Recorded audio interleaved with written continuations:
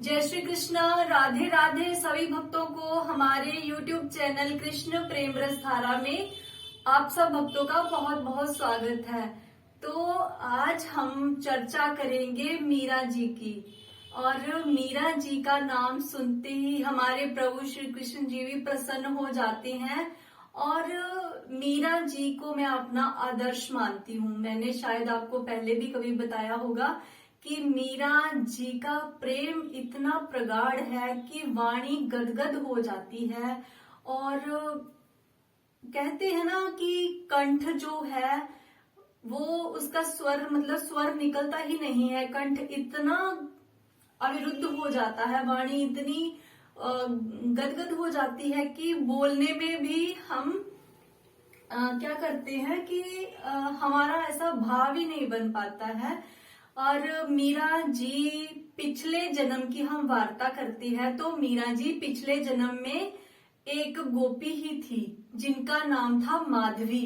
तो ये मीरा जी का ये भक्ति रस जरूर सुनना चाहिए, क्योंकि इस जन्म में मीरा जी जो है कृष्ण प्रेम की एक, वो कहते हैं ना, एक मूर्ति है। कृष्ण प्रेम एक हमें बताने आए हैं। प्रेम की परिभाषा जो लोग कहते हैं ना, प्रेम की परिभाषा क्या है, वो हमें बताई है मीरा जी ने। और मीरा जी की अगर बात करो कि मीरा जी की अगर हमने बात करनी हो तो कृष्ण जी हमारी आंखों के सामने आ जाते हैं। तो कि हमें देख के अगर किसी के मन में हमारे आराध्य देव की तस्वीर आ जाए तो आपकी भक्ति प्रगाढ़ है, आपकी भक्ति प्रभु स्वीकार करते हैं। जैसे भी है हम अपने आप को प्रभु के आगे समर्पित कर देना तो हमें प्रभु वैसे ही स्वीकार करते हैं। जैसे एक माँ होती है ना, तो बच्चा जब बाहर से खेल के आता है तो वो अच्छे वस्त्र जब पहन के घर से निकलता है तो वो वस्त्र गंदे करके आ जाता है। कई बार क्या होता है कि कीचड़ भी बच्चे के कपड़े पे लग जाता है। तो जब कीचड़ बच्चे के कपड़े पे लग जाता है ना, तो वो कीचड़ के कौन धोता है? माँ। ऐसे ही हमारे प्रभु, हमारे भगवान हमारे मन की मैल को धो देते हैं। तो भगवान ही है जो हमारे मन की मैल को धोते हैं। तो हम मीरा जी की बात करेंगे आज। मीरा जी के विषय पे बात करने के लिए मैं बड़ी कहते हैं ना कि बड़ी उत्सुक हूँ कि कब ये मीरा जी के बारे में मैं बात करूंगी। मैं सोचती थी कि मैं कब मीरा जी के बारे में बात करूं, कब मीरा जी के बारे में बात करूं। तो आज प्रभु ने ऐसी स्वीकृति दे दी है कि मैं मीरा जी के बारे में आपसे चर्चा करूं। और आप भी इस प्रेम का लाभ जरूर उठाइए, क्योंकि इस दुनिया में सिवा प्रेम की और कुछ भी नहीं है। अच्छा, अगर इन सब चीजों में आपके रिश्तों में अगर सिर्फ एक चीज ना हो तो फिर आपके रिश्ते किस काम के? तो वो चीज क्या है? प्रेम। अगर किसी भी रिश्ते में प्रेम ना होना तो फिर वो रिश्ता मीठा ही नहीं है, मिठास ही नहीं है उस रिश्ते में। तो ऐसे ही हमारे कन्हैया जी हैं, हमारे कृष्ण जी हैं और हमारी मीरा जी हैं। द्वापर युग में मीरा जी एक वृंदावन में ही रहने वाली एक गोपी थी और मीरा जी का नाम था माधवी। और जब मीरा जी की शादी हुई ना, तो मीरा जी की माँ ने बहुत अच्छे से समझा के भेजा मीरा जी को, मतलब माधवी जी को, कि आप मतलब घूंघट करके, पहले क्या होता था ना, एक डोली होती थी जिसको 4 लोग उठाते थे, तो डोली में बैठ के दुल्हन अपने ससुराल जाती थी। तो मीरा जी को उसकी माँ ने कहा था, अच्छी तरह से समझा बुझाकर भेजा था कि तुम ना घूंघट करके रखना, क्योंकि वो पूत है ना, वो अगर किसी को देख लेना तो फिर वो उसका ही हो जाता है। तो इसलिए तुम उसको मत देखना, तुम जा रही हो अपने ससुराल, अपने पति को देखना और रास्ते में किसी को मत देखना, घूंघट करके रखना। तो माधवी जी ने क्या किया कि लंबा सा घूंघट निकाल लिया। और जब कन्हैया जी को पता चला कि हमारे गांव में एक नई भाभी आ रही है, तो कन्हैया जी भाग के गए, अरे भाभी हमें मुखड़ा दिखा दो, भाभी हमें मुखड़ा दिखा दो। और भाभी ने लंबा सा घूंघट निकाला था, भाभी ने उन्हें मुखड़ा नहीं दिखाया और ना ही उनका चेहरा भी देखा। तो फिर वो कन्हैया जी बोल के चले गए, कन्हैया जी ने उनका मुखड़ा नहीं देखा। लेकिन कहते हैं ना, संतों के मुख से मैंने सुना है, फिर कन्हैया जी ने कहा कि आज ये एक बात सुन लो कि आज तुम अगर मुझे अपना मुखड़ा नहीं दिखाओगी ना, तो फिर तुम मेरा मुखड़ा देखने के लिए तरस जाओगी, बहुत तरस जाओगी। मैं भी तुम्हें मुखड़ा नहीं दिखाऊंगा फिर। तो जब वो घर में आई तो सास ने भी उसको सबसे पहले आते ही एक ही बात कही कि देखो यहाँ पे एक नंद का पुत्र है जो मतलब सबका मन मोह लेता, तुम उसको अपना चेहरा मत दिखाना, कभी तुम दरवाजे से बाहर मत निकलना, क्योंकि ये सारी ब्रिज की गोपियां है ना, ये सारी दीवानी है उसकी। तो तुम उसको अपना चेहरा मत दिखाना, तुम यहाँ पे शादी करके आई हो, अपनी गृहस्थी चलाओ और बस अपनी गृहस्थी में ध्यान दो और किसी को अपना चेहरा नहीं दिखाना। तो सास जमुना जी में तब पानी भरने जाया करती थी, सास जमुना जी में जल भरने जाती थी, सास पानी लेके आती थी। तो माधवी जी का बहुत मन होता था कि ऐसा उसने क्या है जो सारे मुझे उसे देखने के लिए मना करते हैं। तो मतलब उसका ना मन फिर ललचाने लगा कि मैं उसको देखूं देखूं वो है क्या। अगर मतलब सारे ऐसे कहते उसको मत देखना, उसको मत देखना, उसको मत देखना। तो गोपियां जो थी वो तो बड़ी तारीफें करती थी कन्हैया जी की कि कन्हैया आएगा, हमने उसके लिए माखन रखा है, वो आएगा, हम छुपा के रखेंगे ना माखन, तो फिर वो माखन को ढूंढ के खाएगा, तो हमें देखने में बड़ा आनंद आता है। कहती हम तो वहीं छुप जाती है उसे उसकी ये लीला देखने के लिए। तो माधवी जी को ना मतलब उसका भी मन करने लगा कि मैं भी उसको देखूं, कन्हैया को देखूं। तो कहने का ये मतलब कि कन्हैया जी मतलब माधवी ने भी एक दिन क्या किया कि माखन निकाला और छुपा दिया, माखन निकाल के छुपा दिया और कहने लगे कि आज कन्हैया आएगा, मैं भी देखूंगी, मैं भी उनके दर्शन करूंगी।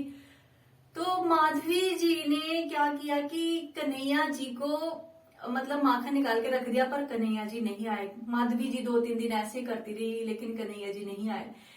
फिर एक दिन माधवी को पता चला कि कन्हैया तो ब्रज छोड़ के जा रहे हैं मथुरा। तो सारिया गोपी बहुत विलाप करने लगी, बहुत उदास हो गई, लेकिन माधवी मतलब उदास नहीं थी। उनको ये था कि देखो जब ये ब्रिज में था तो मैंने देखा नहीं, अब ये चला जाएगा तो मैं कहाँ से देखूंगी। तो मतलब वो ना वो चाहती थी, उसकी सास कहती थी कि जमुना जी में जल भरने तो कभी जाना ही नहीं है, क्योंकि वो नंद का पुत्र उधर ही होता है। तो वो मतलब अगर किसी को देख लेता या कोई उसको देख लेता फिर उसी का दीवाना बन जाता है। तो माधवी जी मन ही मन विचार करने लगी, काश मैं ऐसे चली जाती, वहां पे देखने के लिए चली जाती मैं। तो जैसे ही उसकी सास बाहर निकलने लगी तो सास का पांव फिसला और सास गिर पड़ी और पांव टूट गया। तो आज तो माधवी जी बड़ी प्रसन्न, अंदर से सेवा भी कर रही है सास की, लेकिन अंदर से प्रसन्न भी बहुत है कि आज मैं जमुना जी पे जल भरने जाऊंगी। तो माधवी जी सास ने कहा कि ठीक है, तुम जल भरने जाओ, लेकिन लंबा सा घूंघट निकाल लो और घूंघट ऊपर करना ही नहीं है तुमने, रास्ता दिखे या ना दिखे आराम से चलना, लेकिन घूंघट ऊपर नहीं करना। माधवी जी चली गई, देखा, लेकिन सास को पता था वो कितने से कितने बजे तक नंद का पुत्र वहां पे होता है, हम मतलब कृष्ण जी वहां पे होते। तो माधवी जी को जब देख लिया उन्होंने कि अभी टाइम हो गया, अब वो चला गया होगा, तो उसको बोला जा जल भर ला, लेकिन घूंघट ऊपर मत करना। उसने माधवी जी ने देखा कि वहां तो जमुना जी खाली पड़ी है, कोई भी नहीं है वहां पे, तो ना तो कोई गोपियां मिल रही है, कोई भी नहीं, मैं ही अकेली हूँ। तो माधवी जी ने जल भरा, लेकिन माधवी जी को था अभी आएगा, अभी आएगा, अभी आएगा, बड़ा इंतजार था माधवी जी को कि अब मैं कन्हैया के दर्शन करूंगी, अब मैं कन्हैया के दर्शन करूंगी, लेकिन कन्हैया जी नहीं आए। तो जैसे ही माधवी जी जल भर के मटकी सिर पे रख के वापिस आने लगी, तो आधे रास्ते में पहुंची तो कन्हैया जी कहने लगे, भाभी आज जल भरने तुम आई हो। तो जैसे ही उसने भाभी कहा तो एक कन्हैया जी ने फटाफट उसका घूंघट ऊपर किया और उसका चेहरा देखा, लेकिन माधवी जी को कन्हैया जी का चेहरा नहीं दिखा। कन्हैया जी की क्या दिखी थी? मुस्कान। जो मैंने पिछली वीडियो में आपको बताया ना कि जो कन्हैया जी की एक बार मुस्कान देख लेता है ना, फिर वो कन्हैया जी का ही हो जाता है। तो माधवी जी ने कन्हैया जी की मुस्कान देख ली, तो वो उस मुस्कान को ही सोचते सोचते घर पहुंच गई। जब वो घर पहुंची ना, तो उसको था, जब पहले दरवाजे होते थे ना बहुत नीचे नीचे होते थे, तो उसको जब मटकी लेके जाना थोड़ा नीचे होके जाना था, लेकिन उसने नीचे नहीं हुए, वो मतलब उसने ऐसे ही मटकी रखी थी तो वो सीधे ही अंदर जाने लगी, सीधे ही अंदर जाने लगी जैसे ही, तो मटकी दरवाजे से बजी और मटकी गई टूट। तो सास को पता चल गया कि इसको कन्हैया मिल गया रास्ते में। तो सास ने कहा कि करमजली दिखाई है अपना मुख तू उसको। तो सास ने मतलब ऐसे कहा कि ले इसका तो काम हो गया। तो फिर उसको कहने लगी कि अब क्या करना है, अब तो तू कर ही अपना सत्यानाश, बैठ जा अब घर में।